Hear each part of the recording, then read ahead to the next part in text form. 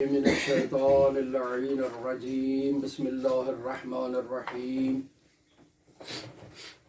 الحمد لله رب العالمين الصلاة والسلام على أشرف الأنبياء والمرسلين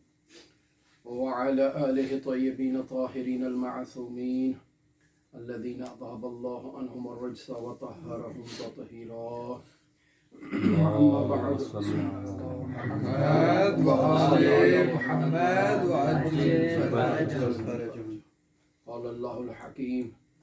بسم الله الرحمن الرحيم يا أيها الذين آمنوا أطيعوا الله وأطيعوا الرسول وأولي الأمر منكم.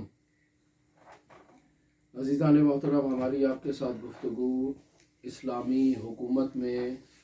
اسلامی طرز حکومت کے بارے میں جاری تھی۔ امام خمینی رحمۃ اللہ علیہ نے متعدد نظامہائے حکومت کی طرف اشارہ کیا اور فرمایا کہ اسلامی حکومت استبدادی حکومت نہیں ہے، اسلامی طرز حکومت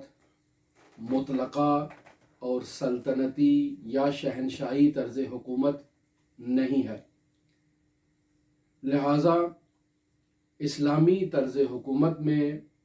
اس مطلب کو بیان کیا گیا کہ اسلامی طرز حکومت قانون الہی کی حکومت ہے، ایسی حکومت جس میں اللہ اور اللہ کے قانون کی حاکمیت اور بالادستی ہو۔ بس اسلامی تعلیمات میں حکومت کا مطلب قانون کی بالادستی ہے۔ صرف معاشرے پر اگر کسی کو حکومت کرنے کا حق حاصل ہے، حکم فرمائی کا حق حاصل ہے، تو وہ اللہ تبارک و تعالیٰ کی ذات کو حاصل ہے۔ لہٰذا رسول خدا صلی اللہ علیہ وآلہ وسلم بذات ہی خود یا آپ نے اپنی ریاست مدینہ میں مختلف علاقوں میں جو ولاة نصب کیے، جو قاضی نصب کیے، وہ ان تمام کے حکومت جو ہے وہ خداوند متعال کی حکومت کی ایک تجلی تھی، اور خداوند متعال کے قوانین کو اجرا کرنا تھا، اور ان قوانین کو اجرا کر کے معاشرے کو درست سمت دینا تھا اور درست راہ پر چلانا تھا۔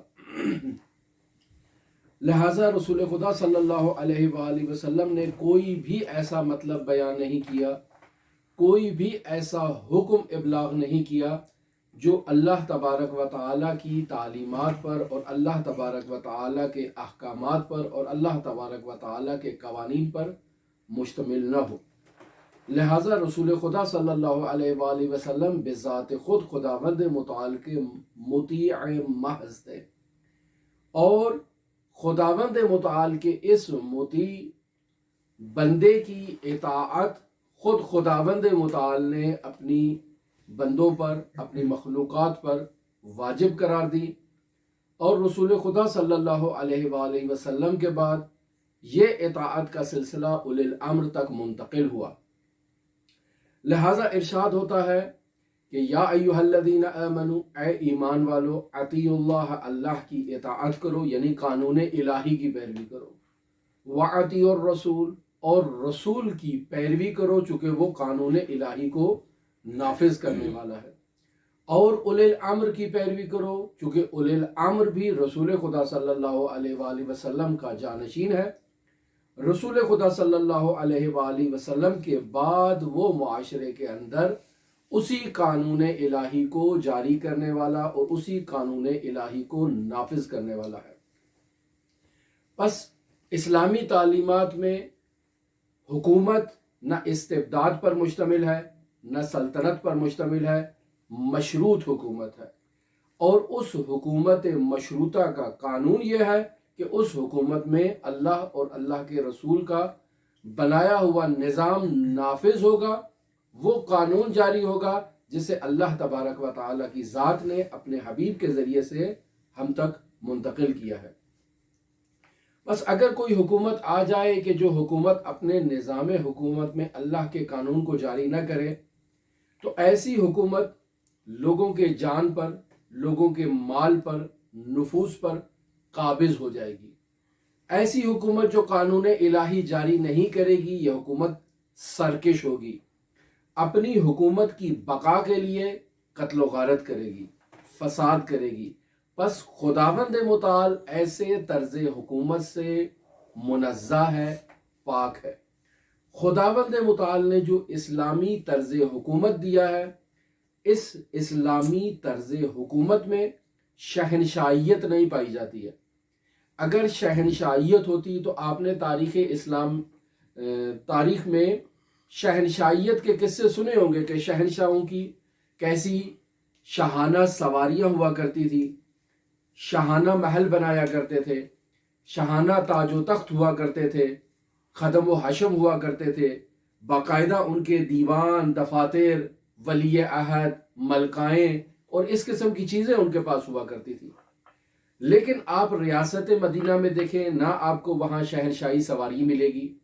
نہ آپ کو وہاں پر شہنشاہی تاج ملیں گے، نہ آپ کو وہاں پر شہنشاہی تخت ملے گا، محل ملیں گے، ایسے وزیر نہیں ملیں گے کہ جو ایسی شہنشاہیت کے حامل ہوں، کیونکہ یہ سب چیزیں کہاں سے فراہم کرے گا ایک حکمران؟ جب بھی معاشرے کے اوپر کوئی حکمران آ کر حکمرانی کرے گا تو اسے حکمرانی کے لیے جس مال کی ضرورت ہے وہ مال اس نے بیت المال سے لینا ہے، اور بیت المال میں اموال کو جو جمع کرنا ہے اس کے لیے اسے عوام سے مختلف قسم کے ٹیکسز کا نفاذ کرنا ہوگا، مختلف قسم کے ٹیکسز عوام سے وصول کرنے ہوں گے، چاہے وہ ٹیکسز شرعی ضابطے کے تحت ہوں، چاہے عرفی ضابطے کے تحت ہوں۔ ان ٹیکسز کے حصول سے وہ بیت المال کو پر کرے گا اور پھر اس بیت المال سے ان شاہانہ خرچیوں کو انجام دے گا۔ اسلامی طرز حکومت قطعی طور پر اس چیز کو برداشت نہیں کرتا کہ کوئی شخص آئے اور آ کر ان لوگوں کے بیت المال کے اوپر اس طرح سے قابض ہو جائے اور اس بیت المال کی تمام توجہات کو اپنی ذات کی طرف موڑ لے، تمام سہولیات اپنے لیے ہوں، تمام سہولیات اپنے ولی عہد کے لیے ہوں، اپنی بیگمات کے لیے ہوں، اپنے دفاتر کے لیے ہوں، اپنی سواری کے لیے ہوں، عیش و عشرت صرف حکمران طبقے کے لیے ہو، ذلت اور رسوائی صرف عوام کے لیے ہو۔ ایسا طرز حکومت اسلامی طرز حکومت نہیں ہے۔ لہٰذا ریاست مدینہ میں رسول خدا صلی اللہ علیہ وآلہ وسلم جو ریاست مدینہ کے سربراہ تھے، ان کی زندگی نہایت سادہ تھی۔ رسول خدا صلی اللہ علیہ وآلہ وسلم کے بعد رسول خدا صلی اللہ علیہ وآلہ وسلم کے جو جانشین بنے انہوں نے بھی اسی ریاست مدینہ میں رسول خدا صلی اللہ علیہ وآلہ وسلم کی سیرت اور تعلیمات پر عمل کرنے کی کوشش کی، چونکہ رسول خدا صلی اللہ علیہ وآلہ وسلم سے انس رکھتے تھے۔ جہاں کہیں اگر کوئی اختلافی مسئلہ بھی پیش آیا، یعنی رسول خدا کی تعلیمات سے اگر انحراف بھی ہوا، تو اس انحراف میں ایسا انحراف نہیں آیا کہ جس سے وہ رسول خدا صلی اللہ علیہ وآلہ وسلم کی ان تعلیمات کو فوراً نابود کر دیتے۔ رفتہ رفتہ زمانہ گزرنے کے ساتھ مسائل پیدا ہوئے اور جس سے ایک ایسا انحراف آیا کہ آپ دیکھیں خود تیسرے خلیفہ کے زمانے میں رسول خدا صلی اللہ علیہ وآلہ وسلم کے اس تیسرے خلیفہ کے خلاف، چونکہ انہوں نے رسول خدا صلی اللہ علیہ وآلہ وسلم کی ریاست مدینہ کو بالکل قوانین سے اختلاف کیا، بالکل قوانین کو پاؤں تلے رون دیا، تو خود ان کے حامی کھڑے ہو گئے ان کے خلاف اور ان کو اس مسند خلافت سے نیچے اتارا انہوں نے۔ لہٰذا وہ افراد کے جو ان کے حامی تھے، جو ان کی خلافت کے حامی تھے، جو چاہتے تھے کہ یہ خلیفہ ہوں، وہی افراد ان کے مد مقابل آ کر کھڑے ہو گئے اور انہوں نے احتجاج بلند کیا اور اس طرز حکومت کے خلاف آواز بلند کی۔ حضرت سید الاوصیاء امیر المؤمنین علی ابن ابی طالب علیہ آلاف و تحیت و ثنا نے اپنے دور حکومت میں اس تمام بگاڑ کی اصلاح کرنا شروع کی کہ جو پہلے رسول خدا صلی اللہ علیہ وآلہ وسلم کے بعد رونما ہو چکا تھا۔ اور اب آپ دیکھیں حضرت سید الاوصیاء امیر المؤمنین علی ابن ابی طالب ایک ایسی خلافت اور ایک ایسی ریاست کے سربراہ تھے کہ جس میں آپ دیکھیں کہ چھوٹے چھوٹے صوبے ایران جیسے تھے، مصر جیسے تھے، یمن جیسے تھے، یہ چھوٹے چھوٹے اس کے صوبے تھے۔ اب آپ خود ریاست اسلامی کو مد نظر رکھیں کہ کس قدر وسیع اسلامی ریاست ہوگی، کہ جس میں ایران جیسا ایک عظیم المرتبت ملک ایک چھوٹے صوبے کی حیثیت رکھتا ہے، جس میں عربستان جیسا ایک عظیم ملک ایک چھوٹے صوبے کی حیثیت رکھتا ہے، جس میں عراق جیسا ایک وسیع رقبے کا حامل ملک ایک چھوٹے صوبے کی حیثیت رکھتا ہے، جس میں مصر جیسا عظیم المرتبت ملک ایک چھوٹے صوبے کی حیثیت رکھتا ہے، اور ان تمام بلاد کے اوپر مشتمل جو ریاست تھی، اس ریاست کے سربراہ کون تھے؟ حضرت سید الاوصیاء امیر المؤمنین علی ابن ابی طالب علیہ آلاف و تحیت و ثنا کی ذات۔ لیکن آپ انفرادی زندگی میں دیکھیں حضرت سید الاوصیاء کی، تو ایسی سخت روٹی تناول فرماتے ہیں کہ جسے عام عادی ہاتھوں سے توڑنا بھی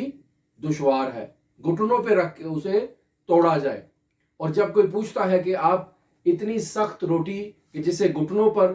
آپ سے توڑا نہیں جا رہا، اس کو گھٹنے پہ رکھ کے توڑ رہے ہیں، اس کو کیوں تناول فرما رہے ہیں؟ اتنی سخت روٹی ہے کہ جو توڑی بھی نہیں جا رہی ہے، تو فرما رہے ہیں کہ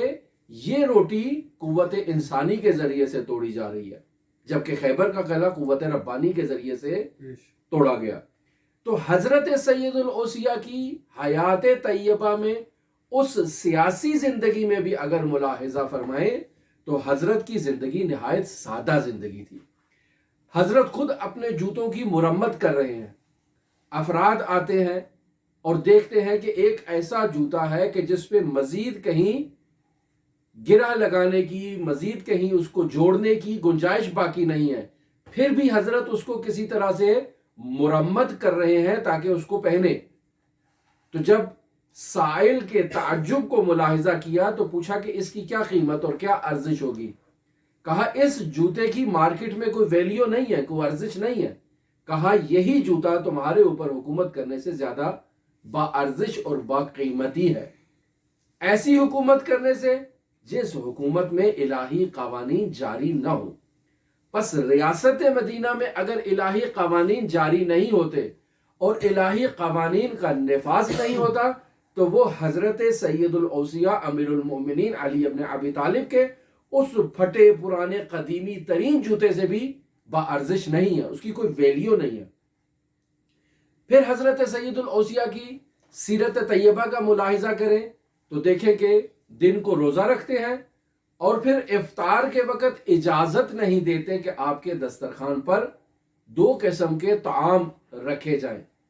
وہ طعام کون سے ہیں؟ یعنی آپ اپنے دسترخوان پر روٹی کے ساتھ نمک کو تو قبول کر لیتے ہیں لیکن دودھ کو قبول کرنے کے لیے تیار نہیں ہے کہ وہ لذیذ طعام میں شمار ہو جائے گا۔ تو ایسا حکمران یقینی بات ہے کہ عوام کا خاطر خواہ ہوگا۔ پھر یہ حضرت سید الاوصیاء کی سیرت میں یہ بھی ملتا ہے کہ روزہ افطار کرتے ہیں تو بدن پر پتھر باندھ لیتے ہیں۔ اصحاب وہ جو حکومتوں کے لالچ میں حضرت سید الاوصیاء کے دروازے پر آتے ہیں تو وہ دیکھتے ہیں کہ یہ شخص جو اپنے پیٹ پر پتھر باندھ رہا ہے تاکہ ریاست اسلامی کے ضعیف ترین شخص کی بھوک کا بھی احساس کر سکے اور اس کے ساتھ مطابقت کر سکے، یہ ہمیں کیسے ریاست دے گا جو الہی قوانین کو پامال کر کے حکومت ہو، جس ریاست میں بیت المال کو چپاول کیا جائے، جس ریاست میں بیت المال کو لوٹ خسوٹ کیا جائے، یہ کیسے ہمیں ایسی حکومت دے سکتا ہے؟ رات کی تاریکی میں نکل پڑتے ہیں غریبوں کو، مستحقوں کو اور محتاجوں کو، یتیموں کو، محروموں کو ان کی محرومیت زدائی کے لیے، یتیم پروری کے لیے، محتاجوں کی احتیاجات برطرف کرنے کے لیے، ان کے غم میں ان کے ساتھ شریک ہونے کے لیے۔ ایسی ریاست مدینہ ہے۔ اور جب ملتا ہے کہ حضرت سید الاوصیاء نے 2 لباس خریدے یا 2 لباس آپ تک آئے تو ان 2 لباسوں میں جو سب سے بہتر لباس تھا اسے اپنے غلام قمبر کے حوالے کر دیا کہ آپ اسے پہن لو۔ جو لباس اپنے لیے انتخاب کیا اس کی آستینیں بڑی تھی، فوراً ان کو اسی طرح سے منقطع کیا، اس کو کاٹ دیا چاقو کے ذریعے سے یا تلوار کے ذریعے سے، اور پھر اسی طرح سے اس کو زیب تن کر لیا۔ ایسا حکمران یقینی بات ہے دنیا پر اگر حکومت کرے گا تو دنیا پر اس کی حکومت آخرت کی خاطر ہوگی، یعنی وہ خداوند متعال کے قرب کے لیے اس دنیا میں حکومت کر رہا ہے اور اس دنیا کو وسیلہ قرار دے رہا ہے خداوند متعال کے تقرب کے لیے۔ وہ اس دنیا میں یقینی بات ہے ان عیش و عشرت کی اور آسائشوں کی زندگی کو کبھی بھی تحمل نہیں کرے گا، برداشت نہیں کرے گا۔ لہٰذا فرماتے ہیں کہ میں نے اس تمہاری دنیا سے کبھی لقمہ حرام کو اپنے منہ کے نزدیک تک جانے نہیں دیا، خواہ یہ لقمہ حرام چھوٹا سے چھوٹا کیوں نہ ہو یا بڑے سے بڑا کیوں نہ ہو۔ ایسا حکمران اگر اسلامی ریاست میں آ جائے تو پھر آپ دیکھیں کہ ریاست اسلامی کی کیا پوزیشن ہوگی ایسے حکمران کی حکمرانی سے۔ اگر ایسے حکمران زندگی بسر کرنا شروع کریں کہ جس زندگی میں وہ معاشرے کے اور اپنی حکومت میں موجود ضعیف ترین طبقے کی محرومیت کا احساس کرتے ہوئے خود کو بھی اس محرومیت میں رکھیں تاکہ ان کو احساس ہو کہ ہماری ریاست کے اندر ایسے محروم افراد بھی زندگی بسر کرتے ہیں۔ اگر ایسا حکمران ہمیں نہ ملے اسلامی ریاست میں، بلکہ برعکس ایک ایسا حکمران مل جائے کہ جو دنیا طلب ہو، جو حب دنیا رکھتا ہو، تو یقینی بات ہے وہ اس حب دنیا کی خاطر بیت المال میں وہ تبدیلیاں کرے گا جو اس کے نفع میں ہوں گی۔ بیت المال کو اس طرح سے استعمال کرے گا کہ جس سے اس کا ذاتی فائدہ ہو، اس سے معاشرہ فاسد ہوگا۔ بیت المال کو اگر فاسد طریقے سے استعمال کیا جائے تو اس بیت المال کو فاسد طریقے سے استعمال کرنے سے تمام نظام مملکت اور نظام حکومت فاسد ہو جائے گا، مراکز اسلامی فاسد ہو جائیں گے۔ ہم دیکھ رہے ہیں کہ آج ہمارے معاشروں میں حکمران باقاعدہ فساد کے مراکز قائم کرتے ہیں، شراب نوشی کے مراکز قائم کرتے ہیں، عیاشیاں کرتے ہیں، فضول خرچیاں کرتے ہیں۔ اگر آپ اسلامی ریاستوں کے بجٹ کو ملاحظہ کریں تو اس میں بجٹ کا ایک بہت بڑا حصہ عیاشیوں کے اوپر صرف کیا جاتا ہے، بیجا قسم کے پروٹوکولز کے اوپر صرف کیا جاتا ہے۔ اور یہ سب پیسہ کہاں سے آتا ہے؟ یہ پیسہ عوام کی جیب سے نکلتا ہے۔ بجلی کے بل کی مد میں، پانی کے بل کی مد میں، گیس کی بل کی مد میں، پیٹرول کی مد میں، اور کتنی مدیں نکالی جاتی ہیں کہ جن مدوں میں یہ عوام سے پیسہ وصول کرتے ہیں اور اسے اپنی عیش و عشرت کو پورا کرتے ہیں۔ اسلامی ریاست میں ہرگز اس چیز کی گنجائش نہیں ہے۔ لہٰذا آپ اگر صدر اسلام کی حکومت یعنی ریاست مدینہ رسول خدا کو ملاحظہ کریں تو یہ ریاست مدینہ اپنے کمال تک کی تھی، اور اگر آپ اس کے بعد حضرت سید الاوصیاء کی ریاست کو دیکھیں تو حضرت سید الاوصیاء کی ریاست کا یہ عالم تھا کہ جس کے ہم نے کچھ نمونے آپ کی خدمت میں پیش کیے۔ اور اگر آپ خاتم الاوصیاء کی ریاست کو دیکھیں تو ان کی ریاست میں بھی یہ واضح روایات میں ملتا ہے کہ شخص اپنی وجوہات شرعیہ کو لے کر رات بھر گھومتا رہے گا کہ اس کو کوئی مستحق مل جائے جسے وہ یہ مال تفویض کر دے، اس کو سونپ دے تاکہ وہ اس کو صرف کرے، لیکن اسے کوئی مستحق نہیں ملے گا۔ یعنی اس قدر اسلامی ریاست کی برکت ہو جائے گی کہ زمین اپنے خزانوں کا منہ کھول دے گی۔ اور ایسا ہی ہے، اگر حکمران صالح ہو، خداوند متعال کے قوانین اسلامی اسٹیٹ کے اوپر باقاعدہ جاری ہوں تو اس سے برکات آتی ہیں، ایسی غیبی برکات آتی ہیں اس ریاست میں کہ انسان تصور نہیں کر سکتا کہ یہ کہاں سے آئی۔ خداوند متعال نے یہ انعام و اکرام اسے عطا کیا ہے۔ لیکن برعکس اگر سیاستدان فاسد حکمران آ کر ریاست اسلامی کی باغدوڑ کو سنبھال لے تو اس فاسد حکمران کے آنے سے معاشرے کے اندر مالی فسادات عام ہونا شروع ہو جائیں گے، بیت المال کی غارت گری شروع ہو جائے گی، مجرم سر عام۔ آج کل ہم کیا نہیں دیکھ رہے کہ مجرموں کو کیسے پروٹوکول دیا جا رہا ہے؟ باقاعدہ اگر ان کی عدالتوں کے اندر پیشی ہو رہی ہے تو ان کے آگے پیچھے 50 گاڑیاں ہوتی ہیں، 100-200 قسم کے ان کے جو ہے نا وہ باڈی گارڈ ہوتے ہیں جو ان کو باقاعدہ پروٹوکول کے ذریعے سے عدالت میں لے کر آتے ہیں، بعد میں ان کو دوبارہ اس کے شاہانہ محل کے اندر واپس چھوڑ کے آتے ہیں. یہ اسلامی ممالک کا حال ہے. ایسے اگر اسلامی اسٹیٹ چلے گی تو آپ خود تصور کریں کہ یہ مجرم جب اپنے گھر سے نکلے گا اور عدالت تک جائے گا، اور عدالت کے بعد فارغ ہونے کے بعد جب دوبارہ اس کے محل تک واپس منتقل کیا جائے گا تو اس کا ایک ایسٹیمیٹ لگایا جائے کہ عوام نے اس کی ایک پیشی کے اوپر کتنا خرچہ دیا ہے.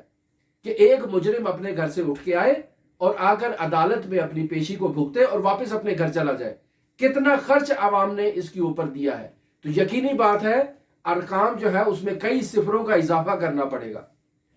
تو یہ کیسے ہے؟ یہ اسلامی اسٹیٹ میں ایسے کیوں ہو رہا ہے؟ اگر ایک شخص مجرم ہے تو اس کو اتنا پروٹوکول کیوں دیا گیا ہے؟ یہ وی آئی پی پروٹوکول کس لیے ہے؟ کیا اسلامی اسٹیٹ میں ایسے پروٹوکولز ہونے چاہیے؟ اسلام ہرگز اس بات کی اجازت نہیں دیتا. یہ لوگ جو اسلامی قوانین کے نفاذ کے مخالف ہیں، اسی وجہ سے مخالف ہے کہ اسلام ان کی ان عیش و عشرت کا مخالف ہے. اسلام انہیں ہرگز اس قسم کی فضول خرچی کرنے کی اجازت نہیں دے گا. لہذا اگر یہ قصے ہم جا کر کسی ملک میں، کسی دوسرے ملک میں جا کر بیان کریں کہ ہمارے ہاں جو ہے وہ مجرموں کو اس پروٹوکول میں لایا جاتا ہے، تو وہ ہماری شکلیں دیکھ کے تعجب کریں گے کہ آپ کے ملک میں مجرموں کو اتنا پروٹوکول دیا جاتا ہے کہ ان کے آگے اتنی گاڑیاں، پیچھے اتنی گاڑیاں، اور جب وہ گاڑی سے اتریں تو 100 آدمی ان کے پیچھے جو ہے نا وہ بھاگ کے اس کو جو ہے نا وہ باقاعدہ اس کو حصار میں لے کر عدالت تک پہنچائیں. تو وہ ہم پہ تعجب کریں گے، ہمارے اوپر ہنسیں گے کہ یہ کیسے ملک سے آئے ہیں، دنیا کے کون سے عجوبہ ملک سے آئے ہیں، اور ہم اس ملک میں باقاعدہ زندگی بسر کر رہے ہیں کہ ایسے ہمارے ملکوں میں ہوتا ہے. اور ہم یہ کہتے ہیں کہ ہم نے اسلام کے نام پر اسٹیٹ قائم کیا، ہم نے لا الہ الا اللہ کے نام پر اسٹیٹ قائم کیا، محمد رسول اللہ صلی اللہ علیہ وآلہ وسلم کا کلمہ پڑھ کے اسٹیٹ قائم کیا ہے. ایسے اسٹیٹ قائم کی ہے کہ جس میں یہ صورتحال ہے. ہم آج تک اپنی ریاست میں اسلامی قوانین کا نفاذ نہیں کر سکے. اس کی بنیادی وجہ یہ ہے کہ وہ افراد کے جن کی نفسانی خواہشات کی مطابقت اسلامی قوانین کے اجرا میں نہیں ہے، وہ اسلامی قوانین کی تصویب میں، اسلامی قوانین کے اجرا میں سب سے بڑی رکاوٹ ہے. لہٰذا اسلامی طرز حکومت احقاق حق کا طرز حکومت ہے. اسلامی طرز حکومت میں جو لوگوں کی مشکلات ہیں وہ بہت سہل اور آسان طریقے سے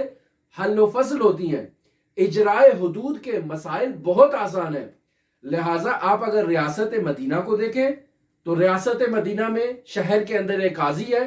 اس قاضی کے پاس ایک قلم دوات ہے اور 2 پولیس والے ہیں اس کے پاس. وہ اپنی محکمے میں بیٹھتا ہے اور صبح سے شام تک آ کر فیصلے کرتا ہے، اور انہی وسائل کے ذریعے سے فیصلہ کرتا ہے. حدود بھی جاری کر رہا ہے، قصاص بھی کروا رہا ہے، تازیانے بھی لگوا رہا ہے، سارے مسائل ہو رہے ہیں اور لوگوں کو ان کے ساتھ انصاف ہوتے دکھائی دے رہا ہے. آج اگر ہم اپنے نظام عدل اور نظام انصاف کو ایسی باتیں بتائیں تو وہ کہیں گے یہ قصے ہیں، یہ کہانیاں ہیں، ایسا نہیں ہو سکتا ہے آج کے دور میں. کیوں؟ کیونکہ یہ لوگ تو ذل الہی ہیں. ذل الہی سے کم تر لقب کے لیے تو یہ راضی نہیں ہے. جب ایسے ذل الہی کو آپ کہیں کہ اپنا پروٹوکول چھوڑ دو تو یہ چھوڑے گا؟ ہرگز نہیں چھوڑے گا. یہ ہرگز انصاف فراہم نہیں کر سکتا. اس صورتحال میں رہتے ہوئے خود ذل الہی کو عدالت میں آنے کے لیے اور اس انصاف کی کرسی پہ بیٹھنے کے لیے لمبا وی آئی پی قسم کا پروٹوکول چاہیے. اور جب یہ ایسی سہولیات میں اور ایسے پروٹوکول میں آئے گا تو یہ کہاں لوگوں کے ساتھ انصاف کرے گا؟ انصاف تو تب ہو سکتا ہے جب قاضی تک پہنچنے کے لیے عوام کو کسی قسم کی مشکل نہ ہو. بغیر رکاوٹ کے، بغیر کسی مشکل کے سائل قاضی تک آئے اور آ کر اس کو اپنی مشکل بتائے اور وہ اس کے ساتھ فوراً انصاف کرے اور وہ اپنے گھر چلا جائے. ہمارے ہاں 25 سال، 30 سال، 40 سال کیس چلتے رہتے ہیں، نسلیں کیسوں کو بھگتتی رہتی ہیں اور ذل الہی کا قلم حرکت میں نہیں آتا کہ وہ انصاف کر دے. وہ کوئی ایسے قانون کی تدوین کی طرف ترغیب دلائیں اداروں کو کہ یہ قانون پاس کیا جائے کہ جس سے عدل و انصاف کے قانون میں سہولت ہو، سرعت آئے، انصاف ہوتا ہوا دکھائی دے، وہ نہیں ہے، ہرگز ایسا نہیں ہے۔ تو پس اسلامی سٹیٹ اور اسلامی ریاست میں طرز حکومت الہی طرز حکومت ہے، الہی قانون ہے، اللہ اور اللہ کے رسول کا قانون اسلامی ریاست میں جاری ہوگا۔ اگر یہ جاری نہ ہو تو اسلامی سٹیٹ نہیں رہے گی۔ لہذا باقاعدہ طور پر حضرت امام خمینی رحمۃ اللہ علیہ حکمران کی شرائط بیان کرتے ہیں، فرماتے ہیں کہ حکمران کے لیے بنیادی شرائط جو ہے مثلا عاقل ہونا چاہیے، مدبر ہونا چاہیے، یہ شرائط آپ علیحدہ رکھیں۔ ان شرائط کے ساتھ ساتھ حکمران میں 2 بنیادی شرطوں کا ہونا ضروری ہے۔ پہلی شرط یہ ہے کہ حکمران قانون الہی کو جانتا ہو۔ اگر وہ قانون الہی کو نہیں جانتا تو اسے حکومت کرنے کا کوئی حق حاصل نہیں ہے، کیوں؟ چونکہ اسلامی سٹیٹ میں اور اسلامی ریاست میں اللہ کا قانون جاری ہوگا اور قانون الہی کا بول بالا ہوگا۔ اگر حکمران قانون الہی کو نہیں جانتا ہوگا تو یقینی بات ہے اپنے جہالت کی وجہ سے یا تو یہ عالم افراد سے پوچھے گا یا اپنی حب جاہ کی وجہ سے یہ عالم افراد سے نہیں پوچھے گا، قانون الہی کو نظر انداز کر دے گا۔ بس پہلی چیز حکمران کے لیے یہ ہے کہ وہ قانون الہی کو جانتا ہو۔ دوسری شرط حکمران کے لیے ہے کہ وہ عادل ہو۔ لہذا رسول خدا صلی اللہ علیہ وآلہ وسلم کے بعد ریاست مدینہ میں جو اختلاف رونما ہوا وہ اپنی جگہ پر رکھیں، لیکن ان تمام مسلمانوں کو اس بات پر اتفاق تھا کہ حکمران کو فاضل ہونا چاہیے، حکمران کو قانون الہی کا عالم ہونا چاہیے، اس میں کسی کو اختلاف نہیں تھا۔ لیکن جو اختلاف تھے وہ اپنی جگہ پر تھے۔ قانون الہی کا علم ہونا ریاست کے سربراہ کے لیے بہت ضروری ہے۔ بس اسلامی حکومت میں اسلامی قوانین کی حکومت ہوتی ہے، اسلامی حکومت میں الہی قوانین کی حکومت ہوتی ہے۔ خود حضرت سید الاوصیاء امیر المؤمنین علی ابن ابی طالب علیہ آلاف و تحیت و ثنا نہج البلاغہ کے خطبہ نمبر 173 میں باقاعدہ اسی شرط کی طرف اشارہ کر رہے ہیں اور فرماتے ہیں ایھا الناس ان احق الناس بہذا الامر اقواہم علیہ واعلمہم بامر اللہ فیہ۔ اے لوگو جان لو اس مطلب کی طرف کہ اسلامی سٹیٹ اور اسلامی ریاست کی سربراہی کرنے کا زیادہ حقدار شخص وہ ہے جو مضبوط ہو، پختہ ارادہ رکھتا ہو قانون الہی کے اجرا میں، اور سب سے زیادہ عالم ہو الہی قوانین کی نسبت۔ اگر شخص عالم نہیں ہے قوانین الہی کے بارے میں تو اس شخص کو ریاست مدینہ میں حکومت کرنے کا کوئی حق حاصل نہیں ہے۔ لہذا ہم دیکھتے ہیں کہ حضرت سید الاوصیاء امیر المؤمنین علی ابن ابی طالب علیہ آلاف و تحیت و ثنا نہج البلاغہ کے خطبہ نمبر 131 کے اندر 6 شرائط باقاعدہ حکمرانوں کے لیے بیان کر رہے ہیں کہ جن شرائط کا حکمران کے اندر ہونا ضروری ہے۔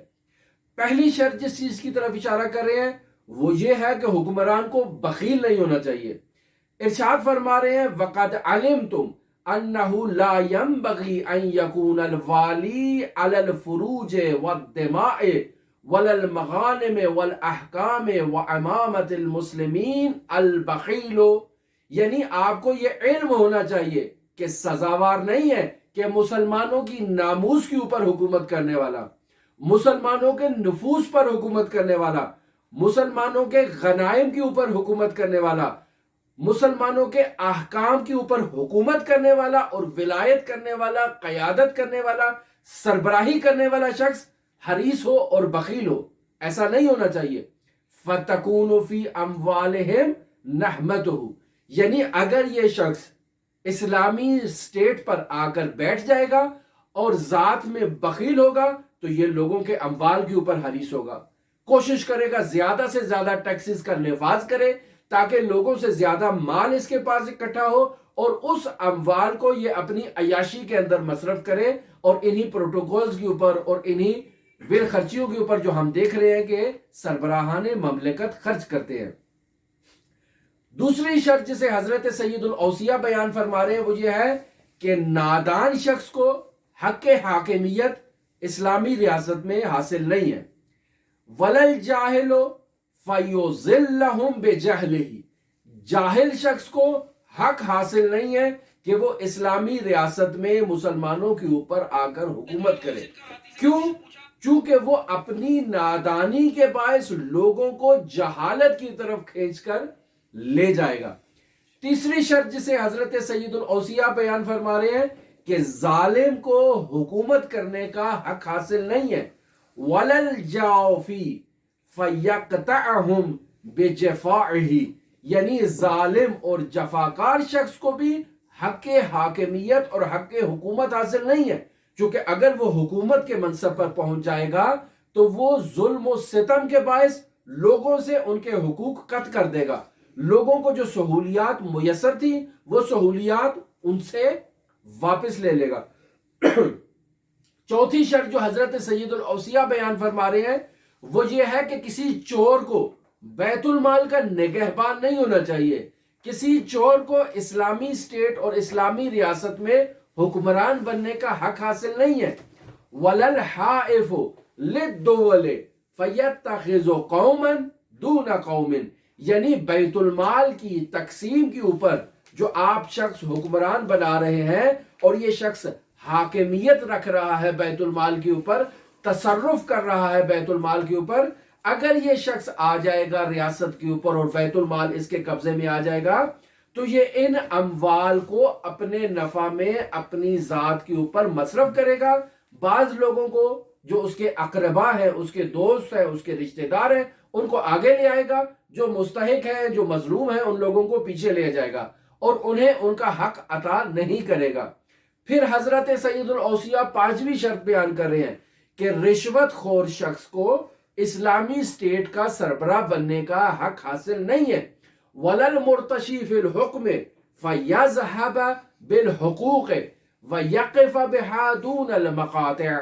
یعنی رشوت خور بھی اگر آ کر باقاعدہ حکم کے منصب پر بیٹھ جائے گا، چونکہ آپ کے علم میں ہونا چاہیے کہ اسلامی ریاست کے سربراہ کی ایک خصوصیت یہ ہے کہ وہ باقاعدہ قاضی ہو، اس میں قضاوت کی صلاحیت پائی جائے، وہ قضاوت کے منصب پر بیٹھ سکتا ہو اور بسا اوقات قضاوت کے فیصلے بھی کرتا ہو۔ تو پس اگر رشوت خور شخص کو آپ اسلامی اسٹیٹ کی سربراہی عطا کر دیں گے تو یہ منصب قضاوت پر بیٹھ کر لوگوں سے پیسے وصول کرے گا، اور پیسے وصول کرنے کے بعد یہ ناحق کو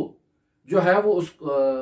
حق دے دے گا اور حقدار سے اس کا حق چھین لے گا۔ تو بس اس سے جو ہے وہ لوگوں کے بنیادی حقوق جو ہے وہ پامال ہو جائیں گے۔ اور چھٹی چیز جسے حضرت سید الاوصیاء باقاعدہ اسلامی اسٹیٹ کے سربراہ کے لیے لازمی قرار دے رہے ہیں وہ یہ ہے کہ سنت رسول خدا صلی اللہ علیہ وآلہ وسلم کی تعطیل کرنے والوں کو ہرگز حق حاصل نہیں ہے کہ وہ اسلامی اسٹیٹ اور اسلامی ریاست کی سربراہی کو سنبھالیں۔ لہذا ارشاد فرماتے ہیں وَلَلْمُبْتِلُ لِلسُّنَّةِ فَيُحْلِكَ الْأُمَّةِ، یعنی وہ شخص جو سنت رسول خدا صلی اللہ علیہ وآلہ وسلم کو اپنے پاؤں تلے روند دیتا ہے، ایسے شخص کو حق حاکمیت حاصل نہیں ہے، چونکہ اگر یہ شخص اسلامی ریاست میں اسلامی اسٹیٹ میں باقاعدہ آ کر حکومت کے منصب پر بیٹھ جائے گا تو یہ الہی قانون کو وہاں پر جاری نہیں کرے گا، اور جب الہی قانون جاری نہیں ہوں گے تو پھر لوگوں کو ان کے حقوق نہیں ملیں گے، خداوند متعال کی نعمات، خداوند متعال کے الطافات اس اسلامی اسٹیٹ سے دور ہو جائیں گے۔ بس پہلے نمبر پر حکمران کو عالم ہونا چاہیے اور معاشرے کے تمام افراد کو بھی قانون کا علم ہونا چاہیے، یعنی صرف حکمران کی یہ ذمہ داری نہیں ہے کہ وہ قانون الہی جانتا ہو، لیکن اس کے لیے اتنا ضروری ہے کہ یہ عالم ناس ہو، یہ زیادہ جانتا ہو، لیکن عوام کو بھی قانون الہی کا علم ہونا چاہیے تاکہ جب حکمران قانون الہی سے عدول کرے، سرپیچی کرے تو عوام فوراً قیام کرے اور حکمران کی گریبان پکڑ کے کہیں کہ تمہیں کس نے جرأت دی ہے کہ تم اسلامی ریاست میں الہی قوانین سے تجاوز کرو۔ پس ضروری یہ ہے کہ عوام بھی جانتے ہو، لیکن حکمران جو ہے وہ عالم ہونا چاہیے اسلامی قوانین کے لیے۔ اگر عالم ہوگا تبھی تو اس کو علم کی بنیاد پر فضیلت اور فوقیت حاصل ہے۔ لہٰذا ہم دیکھتے ہیں کہ حضرات ائمہ معصومین علیہ الصلوۃ والسلام جب اپنے مخالفین کے ساتھ احتجاج کرتے تھے اپنے حق کے اوپر کہ ہم اس ریاست اسلامی کی سربراہی کے لیے زیادہ حقدار ہیں، تو جو دلیل کے طور پر لے کر آتے تھے وہ اپنی افضلیت تھی، اپنی عالمیت تھی کہ ہم اس مقام کے زیادہ حقدار ہیں چونکہ ہم قانون الہی کو جانتے ہیں۔ شیعہ علماء نے جو دوسرے افراد کے اوپر اعتراض کیا ہے، دوسرے مکاتب فکر کے اوپر، ان اعتراض کا بھی ایک حصہ اسی چیز کے اوپر مشتمل ہے کہ بھئی جب ہم محترم شخصیت کے پاس جاتے ہیں جس نے اسلامی اسٹیٹ کو رسول خدا کے بعد اپنے ہاتھوں میں لے رکھا ہے، ہم ان سے جا کر کسی مسئلے کے بارے میں پوچھتے ہیں تو وہ کہتے ہیں کہ مجھے تو اس چیز کا علم ہی نہیں ہے۔ ہم جب ان سے پوچھتے ہیں کہ فلاں شخص کو فلاں منصب پر آپ نے کیوں لگا دیا ہے کہ وہ اس کا لائق اور حقدار نہیں ہے، تو مجھے تو اس چیز کا علم نہیں ہے۔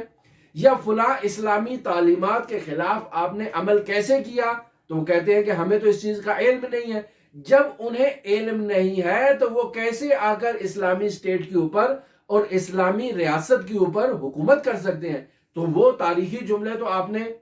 سنے ہی ہوں گے کہ لولا علی لہلاک عمر، کہ اگر علی ابن ابی طالب کی ذات نہ ہوتی تو عمر ہلاک ہو جاتا۔ کیوں ہلاک ہو جاتا؟ یہاں کبھی کسی نے تاریخ دانوں سے اور علماء اسلام سے سوال کیا ہے کہ کیوں دوسرے خلیفہ کہہ رہے ہیں کہ اگر علی نہ ہوتے تو میں ہلاک ہو جاتا؟ تو وہ آپ کو جواب یہی دیں گے کہ کسی مسئلے میں پھنس گئے تھے، حضرت نے آ کر ان کو مشکل کشائی کی اور انہیں اس مشکل سے باہر نکالا، لہٰذا انہوں نے یہ جملہ دہرایا کہ اگر یہ نہ ہوتے تو میں ہلاک ہو جاتا۔ تو یہاں پھر سوال کرنے کی گنجائش تو ہے کہ جو زیادہ مشکل کشائی کرتا ہے، مشکل سے باہر نکالتا ہے، اسے مقام خلافت اور مقام حکومت پر کیوں نہیں بٹھایا گیا؟ یہی وہ احتجاج ہے کہ جسے علماء شیعہ بھی تاریخ اسلام میں بیان کرتے رہے ہیں اور حضرات ائمہ معصومین علیہ الصلوۃ والسلام بھی اس چیز کی طرف اشارہ کرتے رہے ہیں۔ لہٰذا قانون کو جاننا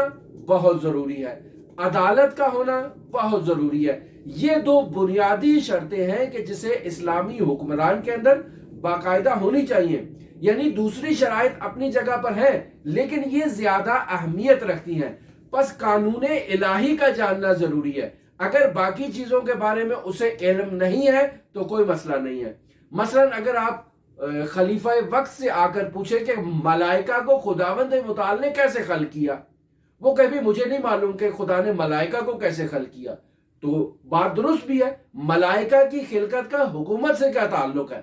قانون الہی جسے اس نے نافذ کرنا ہے، اس سے اس کا کیا تعلق ہے؟ پس حکمران کے لیے یہ ضروری نہیں کہ حتماً اسے علم ہو کہ ملائکہ کیسے خلق ہوئے، ملائکہ کیسے تدبیرات امور کو انجام دے رہے ہیں۔ اس کے لیے ضروری یہ ہے کہ وہ قانون الہی جسے اس نے اسلامی اسٹیٹ میں جاری کرنا ہے، اس قانون الہی کو جانتا ہو اور اس میں مہارت رکھتا ہو، معاشرے میں موجود باقی افراد سے افضل اور اعلم ہو۔ اگر ایسا نہیں ہوگا تو اس شخص کو اسلامی اسٹیٹ میں اور اسلامی ریاست میں